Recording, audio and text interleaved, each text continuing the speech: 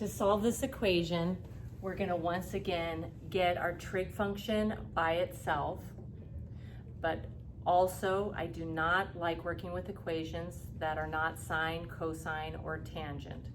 So we're going to turn this equation that says cosecant into sine because it's its reciprocal. So let's start off by just getting this by itself. So I need to add 4 and divide by 3. So I have my cosecant squared of theta equals 4/3. And now I want to turn this into sine. If this was secant, I would go to cosine. If it was cotangent, I would go to tangent.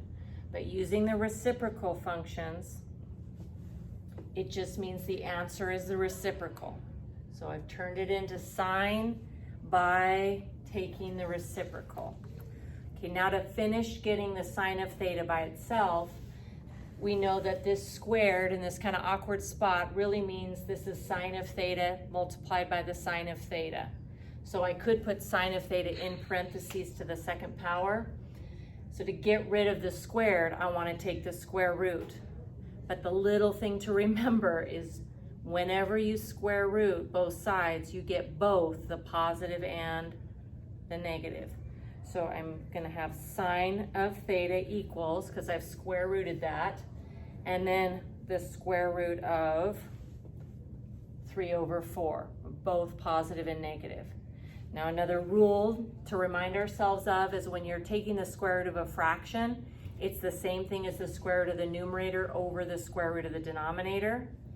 So we have the square root of 3 over the square root of 4, but the square root of 4 is equal to 2.